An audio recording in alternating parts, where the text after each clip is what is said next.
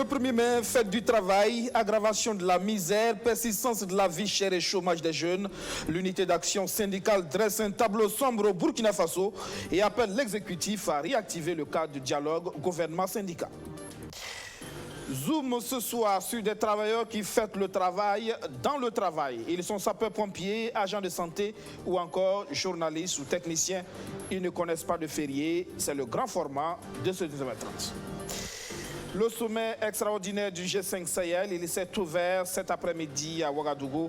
Invité de marque, la chancelière allemande Angela Merkel, occasion de passer en revue la coopération bilatérale entre le Burkina Faso et l'Allemagne. Bienvenue à tous. Ils sont tous là, les 5 chefs d'État des pays qui forment le G5 Sahel. À leur côté, la chancelière allemande Angela Merkel. L'Allemagne, un allié stratégique, 48 millions d'euros d'investissement dans le G5 Sahel. C'est plus de 31 milliards de francs CFA dans la formation, l'équipement et les infrastructures. Opérations militaires, développement. Le G5 Sahel reste très attendu par les populations du Sahel. Le sommet extraordinaire de l'institution s'est ouvert ce soir au palais présidentiel de Kosiam. Mais avant, le président du Faso, Roch-Marc Christian Kaboré, la chancelière allemande Angela Merkel ont passé en revue la coopération bilatérale. L'Allemagne promet du soutien au Burkina Faso dans le cadre de la lutte contre le terrorisme. Le président du Faso salue l'excellence des relations entre le Burkina Faso et l'Allemagne. Que ce soit au plan bilatéral, que ce soit bientôt l'échange que nous aurons avec mes pairs, montre votre attachement à faire en sorte d'accompagner nos efforts en vue d'offrir à notre peuple les conditions de bien-être dans un environnement sécurisé.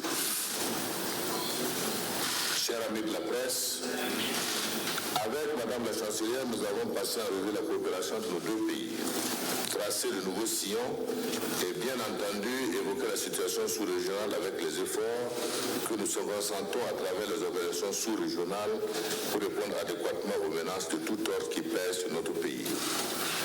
Au sujet de la coopération bilatérale, il est bon de rappeler que l'Allemagne intervient au Burkina Faso dans les domaines de l'agriculture, de l'eau, de l'assainissement, de la décentralisation et de la promotion des droits de l'enfant et de la gouvernance, particulièrement la gouvernance financière. Pour ces secteurs qui sont des aspects traditionnels de la coopération, j'ai évoqué avec la chancelière la situation sécuritaire que nous vivons et qui a un fort impact sur l'ensemble des activités socio-économiques de notre pays. J'ai également présenté à mon hôte le point de la situation humanitaire avec les déplacés internes et la fermeture des écoles dans certaines zones. Sous ce chapitre, l'Allemagne a annoncé une aide de 46 millions d'euros qui devait nous permettre de mieux prendre en charge la question sécuritaire au nord et à l'est du pays et conduire des actions qui aideront à renforcer la résilience des populations dans ces zones. Au titre de nouvelles orientations, nous avons mis l'accent sur le renforcement de la formation de nos forces de défense et de sécurité, y compris en matière de droits humains et de droit international humanitaire, ainsi que la possibilité d'une dotation en équipement. Lors de la visite du ministre des Affaires étrangères allemand à Ouagadougou en février 2019, il a réaffirmé la volonté de l'Allemagne d'inscrire le Burkina Faso dans le programme d'aide à l'équipement au profit des forces armées étrangères, et ce, à partir de 2021. Nous sommes en train de réfléchir avec nos partenaires allemands pour voir comment nous pouvons écourter ces délais et comment nous pouvons travailler ensemble dans ce domaine. Sur le plan économique, j'ai sollicité la chancelière de mener le plaidoyer pour que les entreprises allemandes puissent venir investir dans les secteurs porteurs de notre pays. Roch Kaboré qui en profite pour demander aux puissances occidentales de s'assumer en Libye, car, dit-il, ils sont responsables du chaos au pays de Muammar Kadhafi.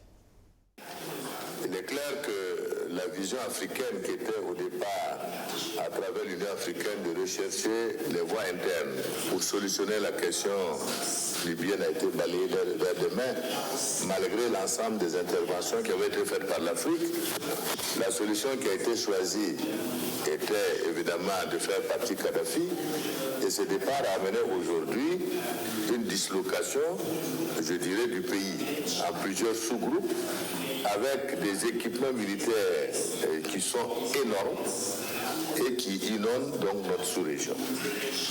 C'est pour dire que, comme je l'ai dit à la chancelière, je pense que l'Europe doit avoir une position commune sur la question qui concerne la Libye, de manière à ce que nous puissions trouver une solution définitive qui permette également de fermer l'approvisionnement de ces groupes terroristes à travers la Libye. C'est ça le fond du débat. Je crois que nous aurons l'occasion tout à l'heure d'en discuter avec les autres chefs d'État du G5 Sahel afin un peu d'échanger les idées et de pouvoir également réfléchir à des solutions possibles dans ce sens. Des propos recueillis par Hassen Konditamdi. Elle est très amère et bourrée de déception en ce 1er mai. Fait du travail, l'UAS, l'unité d'action syndicale, présente un tableau sombre de la situation du travailleur burkinabé, aggravation de la misère, persistance de la vie chère, non-respect des engagements pris par le gouvernement. L'UAS appelle l'exécutif à arrêter le dilatoire et à réactiver le cadre de dialogue gouvernement-syndicat. Roméo Kuita. Ce 1er mai 2019, il n'y a pas eu de marche comme à l'accoutumée. La traditionnelle remise de lettres de doléances au gouvernement non plus n'a pas eu lieu comme en 2018. Le cahier de doléances de 2017 n'a pas été examiné. Également, jusqu'à l'heure où je vous parle, ce même cahier n'a pas été examiné. Et donc, nous n'avons pas jugé nécessaire d'imposer encore un autre cahier si nous connaissons déjà la suite. Les syndicats pensent que ces pratiques sont devenues une formalité aux yeux de l'exécutif. Négligence du cahier de doléances, mais aussi retard dans la tenue des rencontres annuelles au gouvernement-syndicat, qui elles aussi n'ont pas eu lieu depuis 2 ans. Depuis 2017 jusqu'à aujourd'hui, il n'y a plus eu de rencontre. Pourtant, le gouvernement a trouvé le temps de rencontrer les paysans, de rencontrer le secteur privé, de rencontrer les jeunes, mais pas le mouvement syndical. Quelle est la place qu'il réserve au syndicat? Nous ne savons pas. Mais toujours est-il que, pour nous, c'est une nécessité, c'est même une obligation pour rencontrer le monde syndical. Parce que c'est le monde syndical qui organise le monde du travail. La rencontre avait été finalement fixée du 16 au 22 avril dernier, mais reportée à la demande de la partie syndicale pour un problème de calendrier. À la reprise, les discussions pourraient s'appesantir sur la fronde sociale, rentrer de nouveau en effervescence. Les enseignants qui sont passés à la vitesse supérieure ne veulent plus faire demi-tour. Les responsables invitent les professeurs d'épreuves physiques et sportives à boycotter les évaluations qui devraient débuter ce 2 mai. Il nous est revenu qu'il y a des collègues qui sont allés enlever les fiches pour les évaluations. Et c'est à ce sens que nous leur demandons de laisser sursoir à cette évaluation, parce que dans les autres régions, les gens ont respecté le mot d'ordre. Et aller évaluer, c'est saboter le mot d'ordre, et il ne faut pas que ça commence par nous au centre ici, parce que tous les yeux sont braqués sur le centre. Le gouvernement a fixé la reprise des négociations avec la coordination des syndicats de l'éducation ce 2 mai. À la Bourse du travail, il y avait aussi ces aides ménagères et domestiques, en quête de reconnaissance de leurs droits. Dans les maisons, nous vivons beaucoup de cauchemars. Nous vivons des maltraitances. Dans la société civile, on ne nous accepte pas comme travailleurs. On ne nous accepte même pas comme êtres humains. Parce que lorsqu'on dit que telle personne, elle est une aide ménagère, on voit déjà une machine qui se déplace. Et là, dans les maisons, tu es appelé à tout faire, à tout travailler. Tu es appelé à travailler du jour jusqu'à la nuit. Et dans les heures tardives, tu es appelé à travailler aussi. Ce 1er mai, elles présentent à leur tour leur doléance à l'UAS, l'unité d'action syndicale, afin de faire le plaidoyer auprès des autorités compétentes pour le respect de leurs droits. Le grand format de ce 19h30, eux, sont aussi des travailleurs avec une particularité. Ils ne connaissent ni week-end ni jour férié. La fête du travail, ils la fêtent dans le travail. Ils sont sapeurs-pompiers, agents de santé ou encore journalistes. Arsène Konitamde les a suivis en plein service ce 1er mai. 1er mai 2019, il est 6h30 et Ouagadougou sort tout doucement de son lit. Aujourd'hui, c'est la fête du travail, jour férié au Burkina Faso. Cette journée, Daniel Ouedraogo n'en profitera pas au même titre que les autres. Ce journaliste de la radio Omega est de présentation ce jour. Arrivé au service peu après 4h du matin, il a la charge de présenter le journal de 6h15, l'édition phare de sa station. Angela Merkel est attendue aujourd'hui au Burkina. La chancelière allemande effectue aujourd'hui et demain une visite d'amitié et de travail à Ouagadougou. J'ai un journal de 15 minutes, donc je dois faire de sorte à ce que les éléments que je vais exploiter puissent me permettre de faire ce journal de 15 minutes-là. Je dirais que c'est un jour particulier et un jour comme les autres parce que déjà, je ne sens pas que c'est un jour férié puisque je viens pour travailler. Particulier dans ce sens que, à quelque part, je sais que c'est un jour dédié au travail, la fête du travail. Tout comme le travail de Daniel, certaines professions sont de vrais sacerdoces. Pas de différence entre un jour férié et un jour ordinaire. Les centres de santé sont des institutions particulières qui exigent une présence permanente du personnel soignant. Madi Ouedraogo fait partie de cette catégorie de travailleurs pour qui la fête du travail se célèbre au boulot. Pour vrai dire, ce n'est pas un jour particulier pour nous. Au niveau de la santé, tous les jours s'équivalent.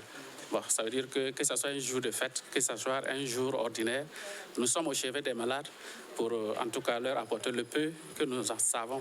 C'est un plaisir vraiment pour moi d'être au chevet des malades un jour de fête pour les accompagner en tout cas à recouvrir la santé. Après le centre hospitalier universitaire de Tengandgo, direction la caserne de la première compagnie de sapeurs-pompiers. Au centre d'appel, tout le monde est à son poste et les appels de secours se multiplient. Nous embarquons à bord d'une ambulance afin de suivre de près une intervention de ces soldats du feu.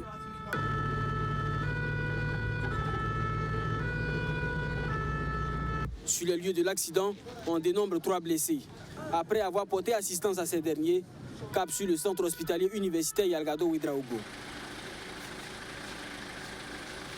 Après cette intervention, retour au camp en attendant la prochaine opération. Le capitaine Gérard Bambara est le commandant de la compagnie des sapeurs-pompiers de Ouagadougou. Pour lui et ses hommes, les jours fériés n'ont de sens que dans le travail. Nous avons ici des hommes et des femmes dont l'engagement a toujours été franc et marqué d'une certaine façon par le cachet de leur esprit de don de soi. Alors non, il n'y a pas de dispositif particulier parce que voilà, c'est un jour ordinaire. C'est un jour ordinaire, donc les différents groupes de garde se relaient comme les jours normaux. C'est vous d'ailleurs qui venez nous rappeler que c'est un jour férié, hein, sinon voilà, aujourd'hui pour nous c'est un jour normal. Ce 1er mai, la journée de ces sapeurs-pompiers a débuté à 7h et prendra fin le 2 mai à la même heure. Pour tous ces travailleurs qui sont à leur poste au cours de cette journée, la fête du travail leur est aussi dédiée. Travailler, c'est aussi une forme de célébration, peut-être la meilleure manière de commémorer la fête du travail. Voilà, bonne fête du travail à tous. Pour une vulgarisation des valeurs libérales dans le monde, la Fondation Frédéric Neumann pour la liberté renforce les capacités des cellules de communication des partis libéraux du Burkina Faso affiliés au réseau libéral africain. La formation qui s'est achevée hier a regroupé les 3 partis libéraux que sont l'UPC, l'ADF-RDA et le Faso Autrement. Arsène Konitamde. 3 partis libéraux du Burkina Faso à l'école de la communication et du marketing politique. Les 29 et 30 avril pour l'UPC, l'ADF-RDA et le Faso Autrement, ce sont 48 heures pour se familiariser avec ce module. Cette formation est organisée sur l'initiative de l'ADF-RDA, l'Alliance pour la démocratie et la Fédération, Rassemblement démocratique africain. La communication et le marketing politique, outils indispensables pour la conquête du pouvoir. Les partis libéraux étant tous de l'opposition, C'est une aubaine pour eux de se préparer pour les échéances électorales de 2020. Savoir communiquer, c'est déjà gagné. Parce que si vous communiquez mal, si vous ratez votre communication, vous ne pouvez pas réussir. C'est vrai que la communication peut être une question de moyens, mais on peut communiquer correctement avec peu de moyens et convaincre l'électorat. Et l'objectif donc, c'est de pouvoir bien passer nos messages, savoir comment reproduire ces messages et faire en sorte que le peuple qui est le destinataire de ces messages puisse très bien comprendre nos messages et pouvoir justement nous accompagner afin de nous permettre de produire le changement que nous voulons réaliser pour notre pays, le Burkina Faso. Cette formation est financée par la Fondation Friedrich Naumann pour la liberté, une organisation qui souhaite à travers ce type de programme vulgariser les idées libérales en Afrique francophone. Cette activité devrait aussi lui permettre de renforcer davantage ses relations avec le réseau libéral africain. La Fondation Naumann travaille depuis presque 30 ans en Afrique francophone. Elle a deux bureaux, une au Sénégal et une à Abidjan, en Côte d'Ivoire. Mais ça ne veut pas dire qu'on doit se concentrer seulement sur les deux pays. Et on est très heureuse de pouvoir promouvoir aussi les idées libéraux ici à Burkina Faso parce que ça entre dans notre stratégie régionale ou sous-régionale de promouvoir les idées libérales dans la sous-région, dans l'Afrique francophone. Cette formation est également un cadre d'échange, de production intellectuelle sur les nouvelles perspectives dans le domaine de la communication et du marketing politique. Les communications vont être assurées par des formateurs venus du Sénégal et rompus aux questions de marketing politique. C'est une démarche qui était très attendue. Le moment est arrivé. La labellisation du pain tissé Faso d'Anfani, le logotype a été dévoilé ce mardi au grand bonheur des tisseuses des 13 régions du pays. Sandrine Zougouri. Désormais, le Faso d'Anfani peut parcourir le monde entier sans problème. La labellisation de ce pain considéré comme une identité culturelle est une réalité. Voici à quoi ressemble le label Faso d'Anfani. Ce grand pas que vient de franchir le Burkina Faso va rendre plus compétitifs les producteurs en leur permettant de mieux commercialiser leurs produits. Vous savez, le Faso d'Anfani, elle est très prisée, ce n'est pas au Burkina Faso seulement, mais il se trouve qu'il y a des gens qui prennent ça, et qui souvent même, c'est pas fait ici, mais ils disent que Faso d'Anfani, Faso d'Anfani. Maintenant, on saura quel est le vrai Faso d'Anfani. Maintenant, tout le monde sera, aussi bien les Burkinabés que ceux qui aiment le pain Faso d'Anfani sauront quel est le vrai pain Faso d'Anfani. Puisqu'avec le label, il n'y a plus de débat là-dessus. En valorisant les produits du terroir burkinabé, c'est lutter efficacement contre la contrefaçon et la concurrence. En plus du Faso d'Anfani, le projet envisage aussi la labellisation du chapeau de saponi, le beurre de karité et les produits de cuir et peau de kaya. C'est un outil donc de promotion, c'est un outil commercial. Voilà, c'est un outil marketing aujourd'hui, je dis, c'est un produit labellisé, ça a été fait selon des critères. Ça, c'est la première chose. Le deuxième élément, c'est que ça permet de lutter contre la contrefaçon. Lorsque les gens vont faire de l'imitation, les gens vont tenter des choses effectivement et qu'ils n'auront pas ce label-là, parce qu'il y a un comité qui va donner ce label, vous allez pouvoir griffer là-dessus. Tout de suite, on connaît l'ivraie de l'original. Donc ça, c'est un élément important dans le volet commercial, de pouvoir distinguer le bon produit et le mauvais produit. Ça, c'est une chose intéressante. Et puis, par-dessus tout, c'est une identité. C'est une identité qu'on protège, c'est le savoir-faire des gens qu'on protège, c'est l'abnégation donc de femmes qui s'élèvent tôt qu'on protège. Et tout ça, c'est essentiel. Et c'est le rôle du gouvernement de faire ce travail-là. Sinon, ce n'est pas intéressant que... À cette cérémonie, le gouvernement a procédé à la remise de 450 métiers à tisser au groupement et association des femmes tisseuses et l'association Tegawende en a reçu 10. Nous faisions partie des meilleures notes parce que ceux-là qui ont eu les meilleures notes ont eu 10 métiers. Par contre, il y a d'autres qui ont eu 8, il y a d'autres qui ont eu 5, il y a d'autres qui ont eu moins que ça. Au niveau de mon association, nous sommes au nombre de 347. Donc, sincèrement, c'est un plus pour nous. Chaque tisseuse a son métier déjà, mais nous avons besoin d'accroître. C'est pour dire qu'on va créer encore plus d'emplois autour de ces métiers. En labellisant ces produits made in Burkina, l'État veut créer plus de 30 000 emplois avec un chiffre d'affaires annuel de 7 milliards de francs CFA d'ici à 2020. Officiellement lancé par le ministre en charge du commerce et celui de la culture, le logo sera protégé sous forme de marque collective. De quoi apporter le sourire aux lèvres des membres de l'association Shugrila Nemamboum, une tonne de maïs et une demi-tonne de riz pour les soutenir. Un geste du ministre en charge de l'action sociale, Laurence Ilboudou Marshall. Alexis Belemnaba, Roméo Kueta. Une tonne de maïs et une demi-tonne de riz, 2 bidons d'huile et une enveloppe de 200 000 francs CFA. C'est le geste du ministre de la Femme, de l'Action sociale, de la Solidarité et de la Famille au profit de l'association Sougrinoma Neblaboum de Nagzougou. Un geste qui s'inscrit dans une dynamique d'accompagnement des femmes promotrices d'activités sociales et génératrices de revenus. J'estime que c'est un don symbolique et un don qui va aider les femmes.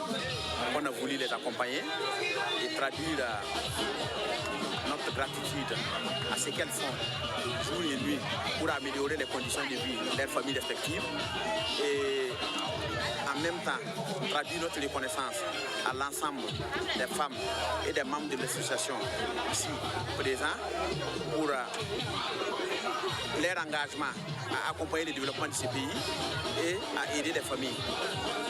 Les bénéficiaires sont très heureux et comptent partager ces vivres de façon équitable.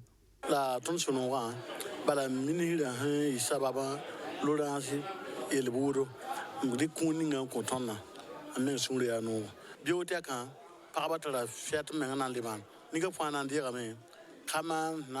Notre joie aujourd'hui, nous la devons au ministre Laurence Ilboudou qui nous a fait un don. Dès demain, chacune des femmes va rentrer en possession des 10 tonnes de maïs. L'année dernière, c'est le ministre Clément Savadogo qui nous a fait ce don. Et cette année, c'est la ministre Laurence Ilboudou. Nous sommes très heureux. Parfois, ils font des dons au profit des veuves. Mais cette fois, c'est pour toute l'association, y compris moi, président.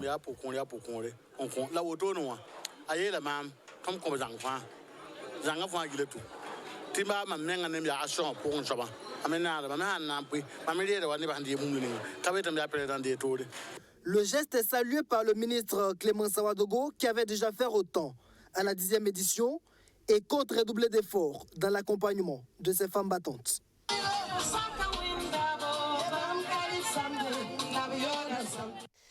Le cancer, le fléau, ne touche pas que les adultes. Les enfants en sont bel et bien victimes et il faut agir en assurant une meilleure prise en charge. Le ton est donné par l'association Couleur de Vie, une soirée caritative pour mobiliser des fonds. Sandrine Zougouri, Rihanna Tawina. On a suivi le traitement pendant un bon moment jusqu'à ce que, en février passé, elle a récidivé malheureusement et un mois après, elle est décédée.